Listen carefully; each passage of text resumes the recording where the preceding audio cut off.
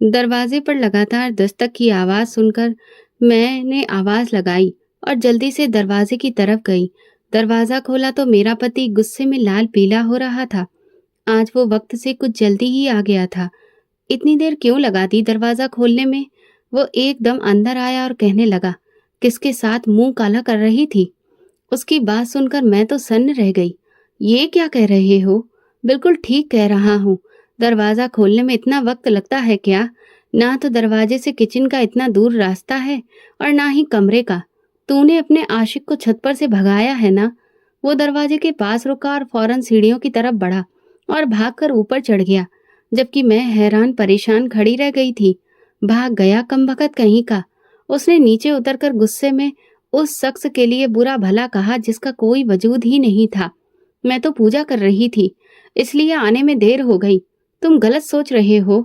मैंने अपनी सफाई देने की कोशिश की तो उसका हाथ घूमा और उसने एक जोरदार थप्पड़ मेरे मुंह पर दे मारा। मैं अचानक हुए हमले से लड़खड़ा गई और दीवार से जा टकराई। मैं मुंह पर हाथ रखकर हैरानी से उसे देखने लगी। कुछ ही समय में ये शख्स किस कदर बदल गया था। ये वो आदमी तो नहीं था जो मेरी मोहब्बत का दम भरता था। मेरी माँ तेरे बारे में सही कहती थी। तेरे सारे तौर तरीके बाजारू औरतों के जैसे हैं। मैं ही कम अकल था जो मैंने अपनी माँ की बात पर भरोसा नहीं किया। उसने गुस्से से वापस पलटकर जमीन पर पांव पटका और अंदर की तरफ चला गया, जबकि मैं रोती हुई दीवार के साथ लगी जमीन पर बैठ गई थी। मेरा नाम गीता है। ना जाने मैं भगवान ने मेरा कैसा नसीब लिखकर इस दुनिया में आई थी। पैदा हुई तो माँ इस दुनिया से चली गई। माँ की ममता का एहसास क्या होता है, ये मैं कभी जान ही नहीं पाई। मेरा गम ज्यादा दिन तक पापा के दिल में नहीं रहा और जल्दी ही उन्होंने दूसरी शादी कर ली। पापा ने दादी और सब रिश्तेदारों से ये कहा कि वो दूसरी शादी सिर्फ अपनी बच्ची के लिए कर रहे हैं, ताकि उसे माँ का प्यार और अच्छा पालन पोषण मिल सके। लेकिन सौतेली माँ के आने के बाद वो खुद भी मेरे सगे नहीं रह सके। मैं साथ साथ अपने प्यार और अहमियत से भी महरूम हो गई। इस तरह पापा की दूसरी शादी सुकून का कारण बनने की जगह मेरी जिंदगी में और ज्यादा मुश्किलें ले आई थी। सौतेली माँ ने मुझे कभी दिल से अपनाया नहीं। उसके लिए मैं सिर्फ और सिर्फ एक बोझ थी, जो उसे ना चाहते हुए भी निभाना पड़ रहा था। वो अक्सर मुझे ताना देती, ये कितनी मनहूस लड़की है, पैदा होते ही अपनी माँ को खा गई। मेरे नन्हे से दिल पर ये शब्द तीर बनकर लगते थे, लेकिन मैं खामोश रहती। मैं अक्सर सोचती थी कि मैंने तो कभी अपनी सौतेली माँ के साथ कुछ भी बुरा नहीं किया, फिर वो क्यों मुझे इस कदर नफरत करती हैं। मैं हमेशा कोशिश करती कि उनकी नज़रों में अच्छी बनूं, लेकिन मेरी कोई भी बात उन्हें कभी खुश नहीं कर पाई थी। अगर कभी घर में कोई दिक्कत हो जाती तो वो तुरंत मुझे ही कसूरवार ठहराती। उनके तानों और नफरत भरे व्यवहार ने मेरे दिल पर गहरी चोट लगाई थी, लेकिन मैं खामोशी से सब कुछ सहती रही, क्योंकि मेरे पास और कोई रास्ता नहीं था। मेरा बचपन दूसरों के बच्चों की तरह खुशियों से भरा नहीं था। मुझे खिलौनों की जगह ताने मिले, मोहब्बत की जगह नफरत। जब दूसरे बच्चे स्कूल जाते, मैं घर के कामों में लगी रहती। अगर कभी बच्चों के साथ खेलने चली जाती तो सौतेली माँ को बहुत बुरा लगता और वो जी भरकर मुझे बुरा भला कहती। इस समय पापा का किरदार सिर्फ एक खामोश तमाशा देखने वाले इंसान का था। पापा ने कभी मेरी तरफदारी में एक शब्द तक नहीं कहा था और ना कभी उन्हें समझाने की कोशिश की थी। उस वक्त मेरी बूढ़ी दादी ही मेरा एकमात्र सहारा थी और उस तपती धूप में वो मेरे लिए घनी छांव जैसी थी। जब भी सौतेली माँ के ताने मेरे दिल को कचोटते, दादी की गोद में मुझे पनाह मिल जाती। उनके झुर्रियों से भरे हाथों का एहसास मेरे दुखों का मरहम बन जाता। वो मुझे अच्छी अच्छी कहानियां सुनाती, जिंदगी के सबक देती और हमेशा ये समझाती कि सब्र और हौसला ही इंसान का सबसे बड़ा हथियार होता है। उनकी मोहब्बत में वो मिठास थी जो मेरे दुख को कुछ वक्त के लिए भुला देती थी। दादी की बातों से मुझे सुकून मिलता, जैसे कोई थक हार कर मुसाफिर घनी छांव में दम भरकर सुस्ता ले। मेरी दादी बड़ी ही नेक और धार्मिक औरत थी। वो भगवान में विश्वास करती थी, पूजा पाठ करती थी और उन्होंने मुझे भी ये सब सिखाया था। मुझे पढ़ने का बहुत शौक था। मैं हमेशा सोचती थी कि पढ़ लिख कर अपनी जिंदगी बदलूंगी, लेकिन सौतेली माँ ने मेरी पढ़ाई भी छुड़वा दी थी। उनका कहना था कि लड़कियों को पढ़ लिख कर क्या करना है, आखिरकार उन्हें चूल्हा ही संभालना होता है। उन्होंने मेरी किताबें छीनकर बर्तन और झाड़ू पकड़ा दिए थे। मैं घर का सारा काम करती, बहुत थक जाती, तो दादी की गोद में लेट जाती। थोड़ा बहुत हिंदी लिखना पढ़ना मुझे दादी ने ही सिखाया था। मैं चुपके चुपके मोहल्ले की लड़कियों से पुरानी किताबें लाकर अपना पढ़ने का शौक पूरा कर लेती थी। मुझे जब भी मौका मिलता मैं अपनी किताबें निकालकर बैठ जाती और उन्हें पढ़ती रहती। मैं एक एक किताब को कई बार पढ़ चुकी थी। स्कूल तो मैं नहीं जा सकी, लेकिन कुछ न कुछ शब्दों को जोड़कर पढ़ना मैंने जरूर सीख लिया था। इस तरह वक्त गुजरता गया। गुजरते वक्त के साथ मैंने सहना सीख लिया था। अब मुझे माँ के तानों से ज्यादा तकलीफ नहीं होती थी। शायद मैं इस माहौल की आदी हो चुकी थी। मैं जवानी की दहलीज पर कदम रख चुकी थी, लेकिन घर का माहौल और सौतेली माँ का व्यवहार आज भी वैसा ही था। बल्कि अब तो सौतेली माँ मुझसे दिन ब दिन और ज्यादा नफरत करने लगी थी। वो हर वक्त मौके की तलाश में रहती कि किसी बहाने मुझे अपनी जान छुड़ा सके। मैंने उन्हें अक्सर पापा से ये कहते सुना था, गीता के लिए कोई रिश्ता देखो और उसे घर से विदा करो। अब बस मैं ये सब और ज्यादा बर्दाश्त नहीं कर सकती। पापा ने मन मारकर मेरे लिए जल्दी ही एक रिश्ता देख लिया था। हालांकि मेरी उम्र ही क्या थी, सिर्फ 18 साल, और पापा ने मुझे 10-12 साल बड़े शख्स से ब्याहने का फैसला कर लिया था, जो पहले ही अपनी एक पत्नी को तलाक दे चुका था। अरे, उसकी तो बड़ी सी अपनी दुकान है जो खूब चलती है। पैसे की कोई कमी नहीं है, बस कमी है तो एक अच्छी औरत की जो उसका घर संभाल सके। उसका नाम सुरेश है। सुरेश की पहली पत्नी ने खुद उसे तलाक लिया था, जबकि सुरेश तो बड़ा ही अच्छा इंसान है। उसने तो दहेज लेने से भी मना कर दिया है। अपनी गीता वहाँ बड़ी खुश रहेगी। पापा दादी को सुरेश की खूब तारीफें सुना रहे थे। देखो रामचंद्र, हमारी गीता तो खुद अभी ना समझ है, शादी की जिम्मेदारियां कैसे उठाएगी। दादी ने पापा को समझाने की कोशिश की। सारी जिंदगी का बड़ा ये फैसला होता है। इतनी जल्दी गीता की शादी करने की क्या जरूरत है? इसकी कौन सी उम्र निकलती जा रही है? दादी का लहजा मोहब्बत और फिक्र से भरा था। उनकी बातों में एक माँ के जैसा दर्द था। उन्होंने मेरी सौतेली माँ को भी समझाने की कोशिश की। शादी ब्याह के रिश्ते सब्र और सोच समझकर किए जाते हैं। अगर शादी करनी भी है तो कोई गीता के जोड़ का रिश्ता देखो। वैसे भी अभी इसकी शादी जैसी बड़ी जिम्मेदारी के बोझ तले दबने की उम्र नहीं है। मगर दादी की बातों का किसी पर भी कोई असर नहीं हुआ। आपको तो हमेशा बस इसकी ही फिक्र रहती है। हम कब तक इस बोझ को ढोते रहेंगे? बेहतर यही है कि इसकी शादी कर दी जाए, ताकि ये अपने घर की हो जाए और हमें भी सुकून मिले। सौतेली माँ ने तल्ख लहजे में जवाब दिया और उठकर वहां से चली गई। मेनका ठीक कह रही है माँ, अच्छे रिश्ते बार बार नहीं मिलते। मैं जानता हूँ कि मेनका का व्यवहार गीता के साथ अच्छा नहीं है, इसीलिए चाहता हूँ कि उसकी शादी हो जाए और वो अपने घर में सुकून से रहे। बस अब ये बात खत्म करो और शादी की तैयारी करो। इसके सिवा कोई उपाय नहीं है। पापा ने भी दादी की बात को नजरअंदाज करके अपना फैसला सुना दिया था। दादी के चेहरे पर मायूसी और बेबसी साफ दिखाई दे रही थी, मगर वो मेरे सामने खुद को मजबूत जताने की कोशिश कर रही थी। रात को दादी ने मुझे अपने पास बिठाकर समझाया था, गीता मेरी बच्ची, मैं जानती हूँ कि ये सब तुम्हारे लिए मुश्किल है। अपना घर छोड़कर जाना आसान नहीं होता, लेकिन सब्र करना। याद रखना, जिंदगी में हर मुश्किल के बाद आसानी आती है। तुम्हें हिम्मत से काम लेना होगा। भगवान हमेशा अपने अच्छे भक्तों का साथ देता है और उनकी मदद करता है। दादी की बातों से मेरे दिल को कुछ तसल्ली महसूस हुई थी, मगर सच्चाई ये थी कि मेरा दिल बेचैन था। मैं बहुत डरी हुई थी, लेकिन मैं खुद को यही यकीन दिलाने की कोशिश कर रही थी कि शायद किस्मत का ये फैसला मेरे लिए एक नई उम्मीद का दरवाजा खोल दे। शायद इस नए रिश्ते में मुझे वो मोहब्बत और इज्जत मिले जो हमेशा मेरे दिल की इच्छा रही है। घर के झगड़ों और सौतेली माँ के तानों से छुटकारा पाने की उम्मीद ने दिल को थोड़ी सी तसल्ली दी कि शायद शादी के बाद सुकून का रास्ता मिल जाए। मगर साथ ही दिल में एक डर भी था, क्या ये नई जिंदगी मेरे लिए वाकई खुशियों का पैगाम लेकर आएगी, या ये भी एक और नई परीक्षा साबित होगी। न जाने मेरा पति कैसा होगा, क्या वो एक प्यार करने वाला जीवन साथी बनेगा, या ये नया रिश्ता मेरी जिंदगी के दुखों में और ज्यादा इजाफा कर देगा। मेरे दिल में हजारों सवाल मौजूद थे, मगर मेरे पास अब इसके अलावा कोई दूसरा रास्ता नहीं था। वैसे भी पापा ने अपना आदेश दे दिया था। वो कौन सा मेरी मर्जी जानने की कोशिश कर रहे थे। मेरी सौतेली माँ तो वैसे ही मेरी जिम्मेदारी से पीछा छुड़वाना चाहती थी।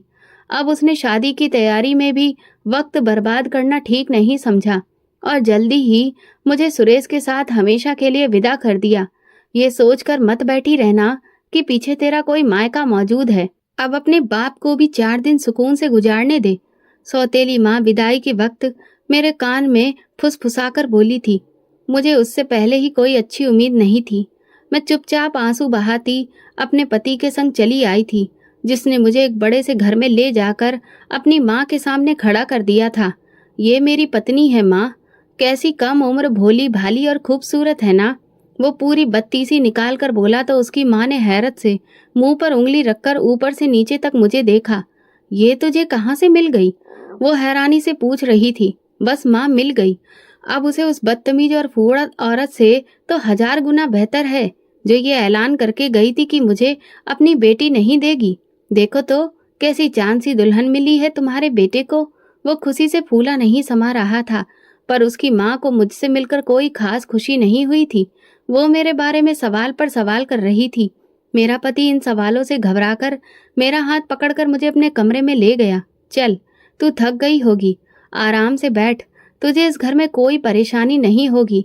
मैं तेरा बहुत ख्याल रखूंगा। तेरी आंखों में कभी आंसू तक नहीं आने दूंगा। वो मुझसे वादे भरी बातें कर रहा था। मैंने सिर उठाकर पहली बार उसका चेहरा देखा। वो मोहब्बत भरी नजरों से मुझे देख रहा था। खुशी उसके चेहरे से फूट रही थी। मुझे उसकी एक एक बात पर भरोसा होने लगा। वो मेरा पति था, मेरा रिश्ता उससे जुड़ चुका था। वो मेरे लिए बहुत खास था और मेरी जिंदगी में आने वाला पहला इंसान था जो मुझे पाकर खुश था। मैंने अपना दिल उसकी ओर खिंचता हुआ महसूस किया। आने वाले दिनों में उसने मेरी खूब कदर की, पर उसकी माँ को ये सब पसंद नहीं था कि वो मेरा इतना ख्याल रखे या मेरे आगे पीछे घूमे। वो हमेशा उसका दिल मैला करने की कोशिश में लगी रहती। ऐसे कैसे विदा कर दिया इसके माँ बाप ने? ना कोई दहेज, ना कोई सामान। अगर मैं अपनी मर्जी से तेरी शादी करवाती तो पूरा ट्रक भरकर दहेज मंगवाती। वैसे इतनी कम उम्र और खूबसूरत लड़की का रिश्ता तुझे कैसे मिल गया? इसके बाप ने रिश्ता दे कैसे दिया? कहीं इसमें कोई कमी तो नहीं है? हो सकता है इसका किसी से चक्कर रहा हो, इसीलिए तो इतनी जल्दी शादी कर दी। मेरी सास इस बात की भी परवाह नहीं करती थी कि उसकी सारी बातें मेरे कानों तक पहुंच रही है। मेरा दिल दुख से भर जाता। मेरी सौतेली माँ अक्सर मुझे कड़वी बातें सुनाती थी, पर उसने कभी मेरे चरित्र पर उंगली नहीं उठाई थी। मेरी सास ने तो मुझे 2 कौड़ी का करके रख दिया था। मैंने उसकी हर गलत बात के जवाब में हमेशा खामोशी ओढ़े रखी। शायद यही वजह थी कि वो और ज्यादा शेर हो गई थी। उसने मेरे पति को मेरे खिलाफ करने का कोई मौका हाथ से नहीं जाने दिया था। शायद उसे इस बात का अफसोस था कि उसके बेटे ने उसकी इजाजत के बिना शादी कर ली थी। वो अक्सर मेरे पति से कहती, तू तो बिल्कुल जोरू का गुलाम हो गया है। कहीं इसने तुझे अपनी मोहब्बत के जाल में तो नहीं फंसा लिया? कहीं तू इसे भगा कर तो नहीं लाया? वो शक भरे लहजे में पूछती। नहीं माँ, इसके बाप ने खुद इसे विदा किया है मेरे साथ। वो इसकी सौतेली माँ है ना, वो इसे रखना नहीं चाहती थी, बस। और कोई दिक्कत नहीं है। पर अब मैं वाकई इसकी जुल्फों का दीवाना बन गया हूँ। मेरा पति मजे से कहता तो मेरा दिल बाग बाग हो जाता। मेरी खुशियों का महल जल्दी ही चकनाचूर हो गया था। मेरे पति का रवैया बदलने लगा था। हालांकि मैं हर तरह से अपने पति और घर दोनों का ख्याल रखती थी, मगर भगवान जाने उसे मुझसे क्या दुश्मनी थी कि वो कभी मुझसे खुश नहीं हुआ और ना ही अपने बेटे को खुश रहने दिया। शादी के शुरुआती दिनों का खुमार उतरने लगा था और मेरे पति का असली रूप मेरे सामने आने लगा था। ये शादी मेरी मुश्किलों का अंत नहीं, बल्कि एक नई कठिन राह की शुरुआत साबित हुई। मेरा पति कुछ समय में ही बिल्कुल बदल गया था। शायद उसने अपने ऊपर कोई खोल चढ़ा रखा था जो अचानक उतर गया था। मेरा पति एक घमंडी और शक करने वाला इंसान था। वो मेरी हर बात में कमियां ढूंढता और बिना वजह मुझ पर शक करता। जरा जरा सी बात पर उसका मूड खराब हो जाता और वो गुस्से में मार पीट पर उतर आता। कभी खाने में स्वाद ना होने पर गुस्सा करता, तो कभी किसी अजनबी की नजर मुझ पर पड़ जाने को बहाना बनाकर झगड़ा शुरू कर देता। मेरी सास को भी चैन मिल गया था। वो अपने बेटे को समझाने की बजाय उसे और ज्यादा बढ़ावा देती थी, लेकिन मेरी सास को मुझ पर जुल्म करने का ज्यादा मौका नहीं मिल सका। एक दिन वो अचानक भगवान को प्यारी हो गई, मगर जाने से पहले अपने बेटे के दिल में मेरे खिलाफ नफरत का बीज बो गई थी। मुझे अपने पति से मोहब्बत थी क्योंकि वो पहला शख्स था जिसने मुझे अपनी ज़िंदगी में शामिल होने पर भले ही कुछ समय के लिए ही सही इज्जत और अहमियत दी थी। मुझे नहीं पता था कि वो इतनी जल्दी इतना ज़्यादा बदल जाएगा। मैं अपने पति का घर छोड़कर कहीं जा भी नहीं सकती थी। पापा के घर वापस जाकर सौतेली माँ के ताने सुनने से बेहतर था कि मैं अपने पति के जूते खा लूं। मैं हर जुल्म को सब्र और खामोशी से सहने की कोशिश करती रही। दिल में यही सोचती थी कि शायद वक्त के साथ उसका दिल नरम हो जाए या मेरा सब्र भगवान की नज़र में आ जाए और मेरी जिंदगी में कुछ आसानी हो जाए। मुझे अक्सर दादी की बातें याद आती। बेटी सब्र करो, हर मुश्किल के बाद आसानी जरूर आती है। इन्हीं शब्दों को अपनी ढाल बनाकर मैं हर दिन गुजारती रही। मगर पति का व्यवहार बुरे से बुरा होता चला गया। घर में कोई भी बात उसके गुस्से को हवा दे सकती थी और मैं हर मुमकिन तरीके से उसके गुस्से से बचने की कोशिश करती, मगर उसकी शक करने की आदत दिन ब दिन बढ़ती जा रही थी। ऐसा लगता था जैसे उसे कोई मानसिक परेशानी हो। रातों को रोते हुए मैं भगवान से दुआ करती कि कोई चमत्कार हो जाए और मेरा पति बदल जाए, लेकिन ऐसा कुछ भी नहीं हुआ। हर गुजरते दिन के साथ उसके बर्ताव में और ज्यादा जुल्म आ गया था। बेशक घर में खाने पीने और सामान की कोई कमी नहीं थी, लेकिन उसके शक और बुरे स्वभाव ने मेरी जिंदगी बहुत मुश्किल कर दी थी। यकीनन उसकी पहली पत्नी ने भी उसे इसी वजह से तलाक दिया होगा, लेकिन मेरे पास तो कोई ठिकाना ही नहीं था। मैं कहाँ जाती? मेरे दिन रात इसी मुश्किल में गुजर रहे थे। मेरी शादी को 1 साल हो चुका था कि एक दिन दादी का देहांत हो गया। मुझे दादी के जाने का बहुत सदमा पहुंचा। मैं कई दिनों तक रोती रही, लेकिन फिर धीरे धीरे सब्र आ गया। दादी के होते हुए मैं कभी कभी पापा के घर का चक्कर लगा लिया करती थी, लेकिन दादी के मरने के बाद मैं वहां कभी नहीं गई। पापा को तो शायद याद भी नहीं था कि उनकी कोई बेटी भी है। वो तो अपनी जिंदगी में ही मगन थे। शायद यही वजह थी कि मेरे पति की हिम्मत और बढ़ती जा रही थी। वो ये बात अच्छी तरह से समझ चुका था कि चाहे कुछ भी हो, मेरा उसके साथ रहना अब मेरी मजबूरी है। ये वक्त मेरे लिए लगातार कठिन परीक्षा का सफर था। हर दिन एक नया इम्तिहान लेकर आता और हर रात आंखों में आंसू लिए गुजरती। पति के बुरे व्यवहार और शक भरी बातों के बावजूद भी मेरे दिल में ये उम्मीद थी कि शायद एक दिन वो बदल जाए। सास के मरने के बाद मैं सोचती थी कि शायद अब पति का व्यवहार बेहतर हो जाएगा, लेकिन ऐसा कुछ नहीं हुआ। छोटी छोटी बातों पर झगड़ा करना, बात बात पर ताने देना रोज का सिलसिला बन गया था। मेरे सब्र का भी उस पर कोई असर नहीं हुआ। अब तो वो मुझे बच्चा ना होने का भी ताना देने लगा था। वो अक्सर कहता, तुम्हारे नसीब में औलाद है ही नहीं। फिर गुस्से में कहता, लगता है तुम्हारी माँ ठीक कहती थी, तुम हो ही मनूस। एक रात वो दुकान से आया तो उसका मूड बहुत खराब था। उसे बिना वजह ही झगड़ा शुरू कर दिया और गुस्से में मुझे बांझ कहकर तलाक देने का फैसला सुना दिया। उसके शब्द तीर बनकर मेरे दिल में चुभ गए। मेरी आंखों के सामने अंधेरा छा गया। मुझ में कुछ भी कहने की हिम्मत बाकी नहीं थी। मैं सदमे की हालत में पत्थर की तरह खड़ी रह गई। उसने दरवाजा खोलकर मुझे घर से बाहर धक्का दे दिया। निकलो यहाँ से, अब दोबारा कभी मुझे अपनी शक्ल मत दिखाना। उसके शब्द सुनकर ऐसा लगा जैसे मेरी जिंदगी का आखिरी सहारा भी छिन गया हो। मैंने आंखों से बहते आंसुओं को पोंछा और घबराए दिल के साथ आसमान की तरफ देखा और धीरे से कहा, हे भगवान, मैं तेरे इस फैसले पर भी राजी हूँ। शायद ये भी मेरे नसीब का एक इम्तिहान है। मैं लगातार रो रही थी, लेकिन अंदर ही अंदर एक अजीब सा सुकून उतरने लगा था। दादी की आवाज मेरे कानों में गूंजने लगी, भगवान अपने भक्तों को उनकी हिम्मत से ज्यादा मुश्किल में नहीं डालता। मुझे पापा के घर वापस जाने का ख्याल आया, मगर सौतेली माँ की तीखी बातें और ताने दिमाग में घूमने लगे। मैं जानती थी कि वहां मेरे लिए कोई जगह नहीं होगी। पापा के घर वापस जाकर मैं अपने आप को और ज्यादा बेइज्जती में नहीं धकेल सकती थी। मैं यूं ही बिना किसी मकसद के सड़कों पर चलती रही और सोचती रही, अब मेरा ठिकाना कहाँ होगा। चलते चलते मैं एक मंदिर के सामने आ गई। मैं वहां जाकर बैठ गई। मैंने खुद को एक चादर से सिर से पांव तक अच्छी तरह लपेट लिया और दीवार से टेक लगाकर बैठ गई थी। रोते रोते ना जाने कब मेरी आंख लग गई। कौन है रे तू? एक जोरदार आवाज से मेरी नींद खुल गई। मैंने नजर उठाकर सामने देखा तो एक अधेड़ उम्र का आदमी खड़ा था।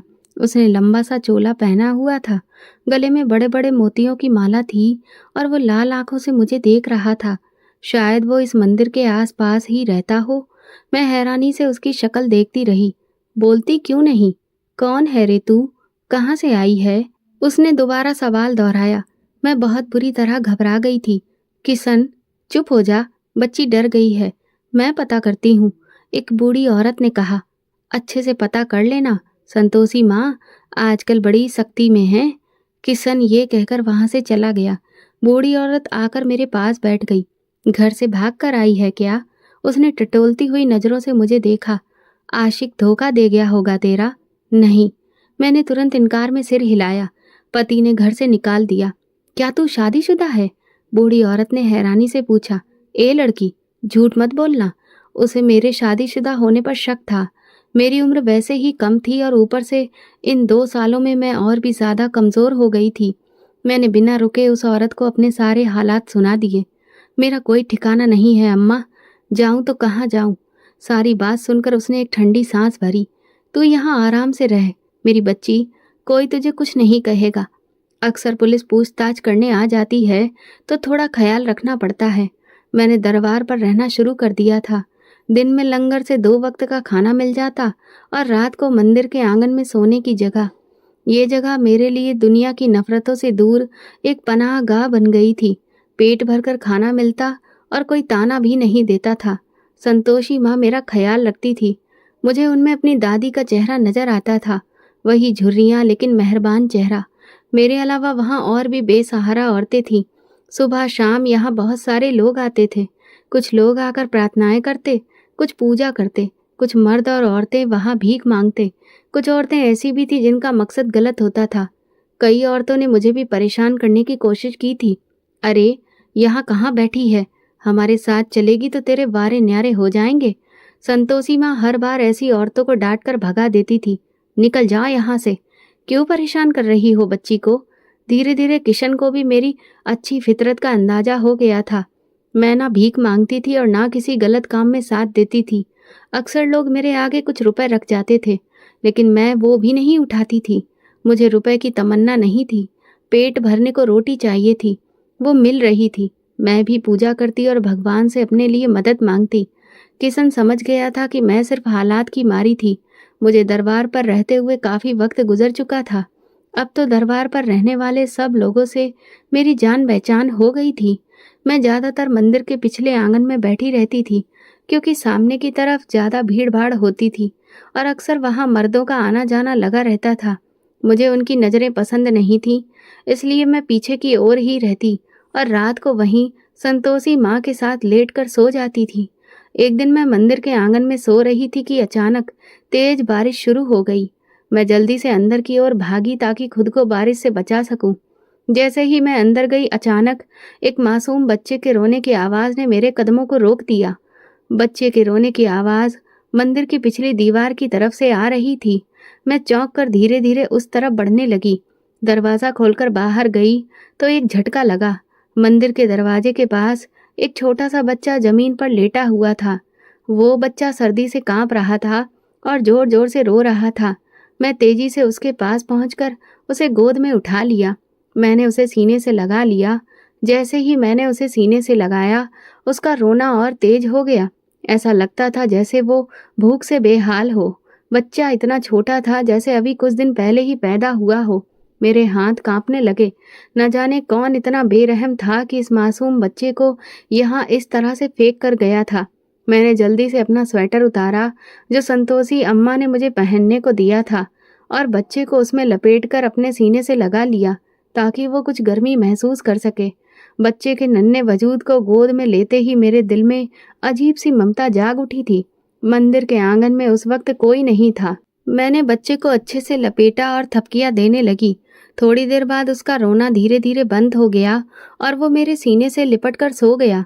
मैं जागती हुई उसके मासूम चेहरे को देखती रही और दिल ही दिल में सोचती रही, शायद भगवान ने इस बच्चे को मेरे लिए भेजा है। सुबह होने तक वो बच्चा मेरे बाजू में सुकून से सोया रहा और मैं अपने दिल में ये सोच चुकी थी कि ये बच्चा मेरा है, चाहे कुछ भी हो जाए। मैं इसे कभी किसी के हवाले नहीं करूंगी। सुबह हुई तो मंदिर के आंगन में हल्की सी चहल पहल शुरू हो चुकी थी। लंगर का काम करने वाले लोग अपने काम में व्यस्त हो गए थे। मैं बच्चे को अपने सीने से लगाए बैठी थी जब संतोषी अम्मा मेरा हाल पूछने आई और मेरी गोद में एक छोटा बच्चा देखकर हैरान रह गई। अरे, ये बच्चा कहाँ से आया? वो हैरानी से मेरी तरफ देखते हुए बोली, ये मेरा बच्चा है। भगवान ने इसे मेरे लिए भेजा है। मैं मुस्कुराकर बोली। अम्मा की आंखें हैरत से फैल गईं। वो मेरे पास आकर बैठ गई और खुफिया तरीके से बोली, क्या कह रही है तू? ये तेरा बच्चा है? कहाँ से मिला तुझे? मैंने रात के हादसे के बारे में उन्हें विस्तार से सब कुछ बताया। लगता है कोई अपना गुनाह छुपाने के लिए इस बच्चे को यहाँ फेंक कर चला गया। संतोषी अम्मा ने सोचते हुए कहा, कैसा जमाना आ गया है, मासूम बच्चे को फेंक दिया। शायद भगवान ने इस नन्ही सी जान को मेरे लिए भेजा है ताकि मेरी खाली गोद भर जाए और जीने का एक मकसद मिल जाए। मैं खुशी से बोली, और हाँ अम्मा, अब जल्दी से इसके दूध का कुछ इंतजाम करो, पता नहीं कब से भूखा है ये बेचारा। संतोषी अम्मा ने कुछ देर खामोशी से मुझे देखा, फिर बोली, ठीक है, अगर तूने इस बच्चे को पालने का फैसला कर लिया है तो फिर मैं भी तेरे साथ हूँ। उसी दिन मेरा दिल बहुत ज़्यादा सुकून से भरा था। ऐसा लग रहा था जैसे भगवान ने मुझे मेरे सब्र का इनाम दे दिया हो। ये बच्चा मेरे लिए ज़िंदगी की एक नई उम्मीद बन गया था। अब मेरी ज़िंदगी का हर दिन उसी नन्ही जान के लिए था। मैं उसे बहुत प्यार करती, उससे बातें करती। वो भी अपनी मासूम नज़रों से मुझे देखता और मेरी बातें सुनकर मुस्कुराने लगता, जैसे सब समझ रहा हो। किशन चाचा ने मुझे बच्चों के ज़रूरी सामान के लिए कुछ पैसे भी पकड़ा दिए थे और मैं संतोषी माँ के साथ जाकर बच्चे की ज़रूरत का सामान और दूध ले आई थी। इधर सिद्धांत नाम का शख्स गुस्से और सदमे में पागल हो रहा था। न जाने उसके नसीब में सुकून क्यों नहीं लिखा था। वो अस्पताल के कॉरिडोर में बेचैनी से चक्कर काट रहा था। उसके 2 दिन के बच्चे को किसी ने अस्पताल से अगवा कर लिया था। दूसरी तरफ उसकी पत्नी की हालत भी नाजुक थी। वो आईसीयू में थी। डॉक्टर उसे बचाने की भरपूर कोशिश कर रहे थे, लेकिन उसकी हालत लगातार बिगड़ती चली जा रही थी। जब सिद्धांत को बच्चे के अगवा होने की खबर मिली तो उसके पैरों तले से जमीन निकल गई। वो पागलों की तरह अस्पताल के हर कोने में दौड़ता रहा। हर किसी से बच्चे के बारे में पूछा, लेकिन किसी को कुछ भी पता नहीं था। उसका दिमाग सुन्न हो चुका था।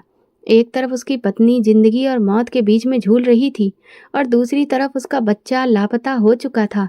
और फिर वो खतरनाक पल आया जब डॉक्टर ने उसे जानकारी दी कि उसकी पत्नी अपनी जान की बाजी हार चुकी है। सिद्धांत पर सदमे का ऐसा वार हुआ कि वो किसी बात को सोचने समझने के काबिल नहीं रहा। एक लम्हे में उसकी दुनिया उजड़ चुकी थी। ना उसकी बीवी बच सकी थी और ना ही उसका बच्चा। सिद्धांत को महसूस हो रहा था कि जैसे उसका दिमाग फट जाएगा। वो अपनी माँ के पास चला आया और उनके गले लगकर रोने लगा। क्यों भगवान, हमेशा मुझसे मेरा सब कुछ क्यों छीन लेता है? माँ से उसने रोते हुए कहा। उसकी माँ ने उसे अपने सीने से लगा लिया था। सिद्धांत कोई मामूली आदमी नहीं था। वो बहुत सारी जमीन जायदाद का मालिक था। शहर के बड़े रईसों में उसका नाम आता था, लेकिन दौलत होने के बावजूद उसकी जिंदगी में सुकून नहीं था। जब वो छोटा था तो उसके बाप ने दूसरी शादी कर ली थी। उसकी सौतेली माँ कोई अच्छी औरत नहीं थी। वो विधवा थी और पहले पति से उसका एक बेटा भी था। वो उसके बाप के ऑफिस में काम करती थी। न जाने कैसे वो उसके बाप को रिझाकर उसकी जिंदगी में शामिल हो गई थी। धीरे धीरे वो उसके बाप पर हावी होती चली गई और उसने सिद्धांत के बाप को उसके इकलौते बेटे से बहुत दूर कर दिया था। सिद्धांत का बचपन उसके बाप की सख्ती और उसकी मोहब्बत व प्यार से कोसों दूर होकर गुजरा था। उसके बाप का सौतेला बेटा सनी उसे घर में ठाठ से रहते हुए हर चीज से वंचित कर देता था। जलन का शिकार होकर वो सिद्धांत का दुश्मन बन चुका था। सिद्धांत इन सारी सिचुएशन से बहुत ज़्यादा परेशान था। उसके मन पर बहुत बुरा असर हो रहा था। उसकी माँ संगीता के पास दौलत की कोई कमी नहीं थी, क्योंकि संगीता के पिता भी बहुत दौलतमंद थे और वो उनकी इकलौती बेटी थी। उन्होंने अपने पति से दूरियां बना ली थी। अब तक वो सिर्फ सिद्धांत की वजह से ही ये सब कुछ बर्दाश्त कर रही थी, पर जब सिद्धांत ही खुश नहीं था तो फिर वो वहाँ क्यों रहती? सिद्धांत के बाप की दौलत संगीता की दौलत के मुकाबले में कुछ भी नहीं थी। वो अपने पिता के शहर में वापस आ गई थी और सिद्धांत के साथ सुकून की जिंदगी गुजारने लगी थी। सिद्धांत बहुत अच्छा और काबिल बच्चा था। उसने कभी अपनी माँ को मायूस नहीं किया। ऐसे ही वक्त गुजरता चला गया। सिद्धांत का बाप बीमार हुआ तो उसने सिद्धांत को मिलने के लिए बुलाया। वो गया तो उसे अंदाजा हुआ कि उसका बाप बहुत ही बुरी जिंदगी गुजार रहा है और उसकी सौतेली माँ का बेटा बाप की हर चीज पर कब्जा कर चुका था। सिद्धांत ने अपने बाप का काफी साथ दिया। वो उसे पैसे भी भिजवाता रहा, लेकिन कुछ वक्त के बाद उसका ध्यान हट गया। इसके बाद सिद्धांत कभी अपने बाप के शहर लौटकर वापस नहीं गया। जल्दी ही संगीता ने सिद्धांत की शादी कर दी। मीरा बहुत अच्छी लड़की थी। सिद्धांत अपनी पत्नी से बहुत प्यार करता था। दोनों एक खुशहाल जिंदगी गुजार रहे थे, लेकिन मीरा की तबीयत काफी खराब रहने लगी थी। डॉक्टर से चेकअप करवाया तो उन्होंने कमजोरी बताकर दवा लिख दी थी। कुछ समय के बाद मीरा को खुशखबरी मिली तो वे दोनों बहुत ज्यादा खुश हो गए थे, पर ना जाने उनकी खुशियों को किसकी नजर लग गई थी। मीरा की तबीयत अब पहले से भी ज्यादा खराब रहने लगी थी। वो बहुत ज्यादा कमजोर हो गई थी। सिद्धांत उसे डॉक्टर के पास ले गया। डॉक्टर ने दवाइयाँ लिख दी, ड्रिप लगवाई और कहा कि प्रेगनेंसी के दौरान कमजोरी हो जाती है। परेशान होने की कोई भी बात नहीं है, लेकिन मीरा की तबीयत दिन ब दिन बिगड़ती ही जा रही थी। 9 महीने का समय गुजरा तो मीरा ने चांद से बेटे को जन्म दिया। वो अस्पताल में अपने बेटे को सीने से लगाकर कभी उसे ध्यान से देखती तो कभी खूब प्यार करने लगती। देखो सिद्धांत, ये बिल्कुल तुम्हारे जैसा है। तुम्हारे जैसी भूरी आंखें, और देखो इसके गाल पर तिल भी बिल्कुल तुम्हारे जैसा है। मीरा ने कहा तो सिद्धांत ने थोड़ा गुस्से से उसे घूरते हुए कहा, तुम्हें डॉक्टर ने आराम करने को कहा है। तुम्हारी तबीयत ठीक नहीं है, तुम लेट जाओ प्लीज। अब मैं बिल्कुल ठीक हो गई हूँ अपने आदित्य को देखकर, मीरा ने कहा। मीरा ने अपने बच्चे का नाम आदित्य रखा था, लेकिन आदित्य की पैदाइश के 2 दिन बाद ही अचानक उसकी तबीयत बिगड़ गई और वो फिर बच नहीं सकी। पुलिस बच्चों की तलाश में पूरे शहर में सरगर्मी से जांच कर रही थी। सिद्धांत के बड़े बड़े कॉन्टैक्ट्स और दबाव की वजह से ये मामला उनके लिए आम नहीं था। हर थाने को अलर्ट कर दिया गया था और जगह जगह छापे मारे जा रहे थे। शहर की हर गली और हर चौराहे पर नजर रखी जा रही थी। पुलिस जानती थी कि बच्चों को जल्द से जल्द ढूंढना बहुत जरूरी है, वरना यह मामला और ज्यादा पेचीदा हो सकता है। इसी तरह 4 महीने का समय गुजर चुका था। पुलिस पर दबाव बढ़ता जा रहा था, लेकिन वे बच्चे को तलाश करने में नाकाम हो रहे थे। आखिर एक दिन पुलिस ऑफिसर को अपने खबरी की तरफ से एक जानकारी मिली, जिसने उसे चौंका दिया। खबरी ने बताया कि मंदिर में एक औरत के पास अजनबी बच्चा है और मंदिर के लोग बताते हैं कि ये बच्चा उसका नहीं है। ये जानकारी मिलते ही पुलिस अफसरों में हलचल मच गई थी। इंक्वायरी टीम तुरंत मंदिर की तरफ रवाना हो गई। उनका भरोसा था कि शायद यही वो बच्चा है जिसकी तलाश में वे मारे मारे फिर रहे थे। पुलिस की गाड़ियां मंदिर के करीब पहुंच चुकी थीं और चारों तरफ से घेर कर मंदिर के अंदर दाखिल हो गईं। मंदिर के आंगन में उन्हें एक औरत बैठी नजर आई और वो बच्चा भी उसकी गोद में आराम से सो रहा था। पुलिस वालों ने आगे बढ़कर गीता से सवाल किया, ये बच्चा कहाँ से आया? क्या ये तुम्हारा है? गीता ने करुणा से कहा, हाँ, ये मेरा बच्चा है। भगवान ने इसे मेरी झोली में डाला है। पुलिस अफसर ने सख्ती से कहा, हमें सच्चाई बताओ, देखने में तो ये तुम्हारा बच्चा नहीं लगता। गीता ने जवाब दिया, यहाँ मंदिर के बाहर कोई इसे छोड़ गया था। मैंने इसे भगवान का तोहफा समझकर अपना लिया। ऑफिसर के चेहरे पर शक के बादल मंडराने लगे। उसने बच्चे को ध्यान से देखा। वो बच्चा वाकई किसी अमीर घराने का लगता था, साफ सुथरा और खूबसूरत। ऑफिसर ने कहा, सच सच बताओ, ये बच्चा तुमने कहाँ से अगवा किया है? गीता ने भर्राए स्वर में कहा, अगवा नहीं साहब, ये मेरा बच्चा है। भगवान ने इसे मेरी झोली में डाला है। ऑफिसर ने तंजिया हंसी के साथ जवाब दिया, बहुत कहानी सुना चुकी हो। तुम्हारी हालत बता रही है कि तुम जैसी औरत के पास ऐसा बच्चा नहीं आ सकता। सीधी बात करो, कहाँ से उठाया ये बच्चा? गीता की आंखों में आंसू भर आए। मैंने किसी का बच्चा नहीं उठाया साहब, ये बच्चा मंदिर के बाहर मिला था। मैंने इसे अपना नसीब समझकर अपना लिया। मगर पुलिस ऑफिसर ने उसकी बात सुनते ही कहा, तुम जैसे लोग यही करते हो, मासूम बच्चों को अगवा करके भीख मांगने या बेचने के लिए इस्तेमाल करते हो। तुम अकेली हो या पूरा गिरोह है तुम्हारा? सच सच बताओ। गीता ने बेबसी से कहा, भगवान की कसम, मैंने इसे अगवा नहीं किया है। मैंने सोचा कि भगवान ने मेरे अकेलेपन को भरने के लिए इसे मुझे दे दिया। ऑफिसर ने सख्ती से कहा, बस बस, अब ये बातें अदालत जाकर कहना। तुम पर बच्चा अगवा करने का इल्जाम है और हमें ये बच्चा वापस इसके माँ बाप तक पहुंचाना है। इस दौरान काफी लोग जमा हो गए थे। किशन चाचा और संतोषी अम्मा भी आ गए थे। पुलिस वाले बच्चे को लेने के लिए आगे बढ़े तो गीता ने घबराकर उसे अपनी बाहों में छुपा लिया। ये मेरा बच्चा है, इसे मुझसे मत छीनो। ऑफिसर ने झल्लाकर आदेश दिया, इसे फौरन गाड़ी में बिठाओ। ये मामला हम थाने में जाकर देखेंगे। यहाँ काफी भीड़ हो रही है। मैंने उन्हें सफाई देने की कोशिश की, मगर 2 पुलिस वालों ने मुझे दबोच लिया और बच्चा भी मुझसे छीन लिया। मैं बस चिल्लाती रह गई, ये मेरा बच्चा है, मैंने इसे अगवा नहीं किया। मगर पुलिस ने मेरी एक भी नहीं सुनी। मंदिर के लोग और संतोषी अम्मा भी गवाही दे रहे थे कि ये लड़की सच कह रही है, पर पुलिस वाले मुझे जबरदस्ती पकड़कर थाने ले आए। इधर सिद्धांत पहली नज़र में ही बच्चे को पहचान गया था, क्योंकि वो बच्चा बिल्कुल उसी की ही शक्ल का था। पुलिस ने बताया कि मंदिर पर मौजूद एक औरत ने बच्चा अगवा किया था और वो औरत पकड़ी जा चुकी है। जल्दी ही उसके बाकी के साथियों को भी पकड़ लिया जाएगा। सिद्धांत बच्चा लेकर अपनी माँ के पास चला आया। बच्चा जब उसने अपनी माँ के हवाले किया तो वो कहने लगी, बच्चा बहुत साफ सुथरा और सेहतमंद है। सिद्धांत, इसे देखकर तो लगता ही नहीं कि अगवा होने के 4 महीने के बाद वापस मिला है। लगता है जैसे माँ की गोद से ही उठाकर लाए हो। अपनी माँ की बात सुनकर सिद्धांत चौंक गया था। इसकी माँ तो इससे बहुत दूर जा चुकी है। माँ, सिद्धांत ने बच्चे के लिए एक आया का इंतजाम किया था। साथ में सिद्धांत की माँ भी बच्चे को संभाल रही थी, लेकिन बच्चा लगातार रोए जा रहा था। ना तो वो दूध पी रहा था, ना सो रहा था। वो सारी रात रोता रहा। अब तो सुबह होने वाली थी।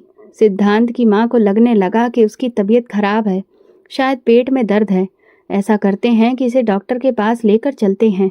सिद्धांत ने परेशान होकर कहा, मुझे नहीं लगता कि मेरे बेटे को कोई तकलीफ है माँ, आप ये कैसी बातें कर रही हैं। अरे बेटा, अगर इसे तकलीफ नहीं होती तो वो आराम से अब तक सो गया होता ना। बेटा, बच्चा अपनी माँ के साथ सोता है। मुझे लगता है कि उसे उस औरत की गोद की आदत हो चुकी है जिसके पास ये इतने समय से था। माँ, वो एक मुजरिम औरत है। उसने इतने समय तक मेरे बच्चे को मुझसे दूर रखा। मैं पल पल तड़पता रहा। मैं उसे कड़ी सजा दिलवाकर ही रहूंगा। सिद्धांत ने गुस्से से कहा। संतोषी माँ और किशन चाचा सिद्धांत के पास आए थे। सुबह होते ही वे थाने पर गए, पर पुलिस ने उन्हें गीता से मिलने नहीं दिया। वे सच्चाई बताने सिद्धांत के बंगले पर चले आए। साहब, मंदिर से कुछ लोग आपसे मिलने आए हैं, उसके नौकर ने बताया तो वो चौंक गया। उन्हें वापस भेज दो, मैं किसी से नहीं मिलना चाहता, उसने नौकर से कहा। पर उसकी माँ ने उन दोनों को अंदर बुला लिया था। साहब, वो बच्ची बेकसूर है, उसने आपके बच्चे को अगवा नहीं किया था। वो तो बेचारी खुद दुखों की मारी है। सिद्धांत ने सख्त नज़र से उन्हें देखा। पुलिस ने उसे बच्चे के साथ मंदिर पर पकड़ा हुआ पाया है। किशन चाचा ने ठंडी सांस लेते हुए कहा, साहब, अगर वो अगवा करने वाली होती तो 4 महीने तक इस बच्चे को अपने कलेजे से लगाकर क्यों रखती। अगवा करने वाले तो तुरंत बच्चों को आगे पहुंचा देते हैं। उसने तो आपके बच्चे को एक माँ की तरह संभाला है। वो लड़की खुद अपने गमों से लड़ रही है। वो बिल्कुल बेगुनाह है। आप उसे पुलिस से छुड़वा दीजिए। मेरा दिल ही मानने को तैयार नहीं है कि वो बेकसूर है। मैं तुम लोगों पर भरोसा नहीं कर सकता। हो सकता है कि तुम भी उसके साथ मिले हुए हो। सिद्धांत ने कहा तो वे दोनों मायूस होकर उठ गए। न जाने क्यों मुझे ऐसा लगता है कि ये दोनों गलत नहीं कह रहे। सिद्धांत की माँ ने कहा, माँ, आपको तो हर किसी पर रहम आ जाता है। चलो जल्दी करो, हमें अस्पताल भी जाना है। सिद्धांत ने कहा, डॉक्टर ने आदित्य का पूरा चेकअप कर लिया है, जरूरी टेस्ट भी हो गए हैं। डॉक्टर ने बताया कि बच्चे को कोई तकलीफ नहीं है। बच्चा बिल्कुल सेहतमंद और तंदुरुस्त है, लेकिन वो सारी रात रोता रहा। कई बार ऐसा होता है कि जगह या माहौल बदलने से भी बच्चे परेशान हो जाते हैं। आप फिक्र न करें, 1-2 दिन में ये ठीक हो जाएगा। लेकिन आदित्य लगातार रोता जा रहा था। पर अगली रात एक अजीब बात हुई। पुलिस ने उसकी घरेलू नौकरानी को रात के अंधेरे में किसी आदमी से मिलते हुए देखा था। अभी भी पुलिस के कुछ लोग खुफिया तौर पर सिद्धांत के घर की निगरानी कर रहे थे। उन्होंने तुरंत सिद्धांत को इस बात की जानकारी दी और नौकरानी कमला को गिरफ्तार कर लिया गया। कमला ज़्यादा देर तक अपनी जुबान बंद नहीं रख सकी और उसने अपना जुर्म कबूल कर लिया। हाँ, आदित्य को अस्पताल से मैंने ही अगवा किया था, लेकिन ये सब मैंने सनी साहब के कहने पर किया। उन्होंने मुझे पैसों का लालच दिया और मैं लालच में आ गई। सनी साहब नहीं चाहते थे कि सिद्धांत साहब सुकून की जिंदगी गुजारें। वो कहते थे कि मैं सिद्धांत को पल पल तड़पते हुए मरता देखना चाहता हूँ। उन्होंने मुझे कहा था कि अस्पताल से बच्चा उठाकर उनके पास ले आऊं। जब मैं बच्चा लेकर उनके पास पहुंची तो उन्होंने कहा कि मैं इस बच्चे को नहर में फेंक दूं या गला दबाकर मार दूं, पर बच्चों को मारने की मुझ में हिम्मत नहीं हुई और मैं मंदिर के पिछले दरवाजे के पास बच्चे को रख आई। कमला के बयान पर पुलिस ने सनी को गिरफ्तार कर लिया। आदित्य लगातार बेचैन था। वो ठीक से दूध भी नहीं पी रहा था, ना ही सो रहा था। कुछ मिनट सोने के बाद वो चौंक कर उठता और रोने लगता। सिद्धांत की माँ थाने चली गई थी। उन्होंने गीता को देखा तो उनके दिल में उसके लिए हमदर्दी भर आई। वो जानती थी कि इस लड़की ने आदित्य की जान बचाई थी और अब तक उसे अपनी औलाद की तरह संभाल रही थी। बेटी, चलो मेरे साथ, आदित्य को तुम्हारी जरूरत है। आदित्य का नाम सुनकर गीता ने एक शब्द भी नहीं कहा और फिर खामोशी से उनके साथ चल पड़ी। घर पहुंचते ही गीता तुरंत आदित्य के पास आ गई। उसने प्यार से उसे अपने सीने से लगाया और बच्चा, जो कई दिनों से किसी के पास सुकून से नहीं रह रहा था, गीता के प्यार और खुशबू को पहचान कर एकदम चुप हो गया। उसने दूध भी पी लिया और थोड़ी ही देर में गहरी नींद में सो गया। सिद्धांत की माँ ने जब ये सब देखा तो उनके चेहरे पर सुकून भरी मुस्कुराहट आ गई। फिर उन्होंने सिद्धांत की तरफ देखा। मैं ना कहती थी ये लड़की बेकसूर है। गीता ने अपने सारे हालात सिद्धांत और उसकी माँ को विस्तार से बताए कि किस तरह वो मंदिर गई और कैसे आदित्य उसे मिला। सिद्धांत खामोशी से सब कुछ सुन रहा था और वो शर्मिंदा था। वो खुद भी सौतेले रिश्ते का मारा हुआ था। शायद यही वजह थी कि उसके दिल में एक अजीब सा बदलाव आने लगा था। गीता के सब्र और उसकी अच्छाई ने उसके मन को बहुत सुकून पहुंचाया। वो समझ चुका था कि जो मोहब्बत और अपनापन गीता ने आदित्य को दिया है वो कोई और नहीं दे सकता। गीता को सिद्धांत के घर में रहते हुए 1 हफ्ता हो गया था। आखिर वो कब तक वहां रह सकती थी। दिल पर पत्थर रखकर उसने आदित्य को छोड़कर जाने का फैसला कर लिया। उसने सिद्धांत और उसकी माँ को अपने फैसले के बारे में बता दिया। तुम चली जाओगी तो फिर हम कैसे रहेंगे तुम्हारे बिना? सिद्धांत ने परेशानी से कहा। आदित्य तो बच्चा है, संभल जाएगा, लेकिन मुझे जाना होगा। मैं आखिर कब तक यहाँ रह सकती हूँ? मुझे अच्छा नहीं लगता कि मैं आपके घर में बैठी रहूँ। सिद्धांत की माँ ने सिद्धांत से कहा, बेटा, अगर तुम ठीक समझो तो गीता से शादी कर लो। तुम्हारा बच्चा इसे समझता है और तुम्हें भी अब सच्चाई पता चल चुकी है। भगवान ने तुम्हें एक मौका दिया है, इसे बर्बाद मत करो। कुछ सालों के बाद तुम्हें आदित्य के लिए एक माँ की जरूरत पड़ेगी ही, और गीता से बेहतर माँ आदित्य को कोई नहीं मिल सकती। सिद्धांत ने कुछ देर चुप रहने के बाद कहा, गीता बहुत अच्छी लड़की है माँ, पर मैं तो खुद टूटा हुआ हूँ। मीरा के जाने का गम मेरे दिल में बसा है। क्या गीता खुश रह पाएगी मेरे साथ? हाँ बेटा, वो खुद भी गम की मारी है और बहुत सब्र वाली भी। ठीक है माँ, अगर गीता को कोई ऐतराज नहीं है तो फिर मैं भी तैयार हूँ। सिद्धांत की माँ ने गीता से कहा, देखो गीता, मैं और सिद्धांत चाहते हैं कि तुम हमेशा यहीं रह जाओ, आदित्य की माँ बनकर। गीता चौंक गई। इसके बाद साधारण तरीके से शादी का इंतजाम किया गया। शादी के बाद गीता ने आदित्य को अपनी बाहों में उठाकर सीने से लगा लिया। भगवान ने आदित्य को उसे हमेशा के लिए सौंप दिया था और एक नई जिंदगी भी। वो भगवान की शुक्रगुजार थी। सिद्धांत ने गीता की तरफ देखा। उसके दिल में गीता के लिए इज्जत और शुक्रगुजारी के जज्बात थे। वो समझ चुका था कि गीता का मुकाम उसकी जिंदगी में सिर्फ आदित्य की माँ का नहीं बल्कि उसके दिल का भी है। अब उनके बीच सिर्फ सुकून और मोहब्बत का रिश्ता था। दोनों ने मिलकर जिंदगी की एक नई राह चुन ली थी, एक ऐसी राह जिस पर खुशी और उम्मीद के चिराग रोशन थे। तो दोस्तों, अगर आपको हमारी ये कहानी पसंद आई हो तो कमेंट करके ज़रूर बताएं। वीडियो को लाइक करें और ज़्यादा से ज़्यादा शेयर करें। अगर आप चैनल पर नए हैं तो सब्सक्राइब ज़रूर करें और नोटिफिकेशन बेल दबाएं ताकि अगली अपडेट सबसे पहले आपको मिले। धन्यवाद।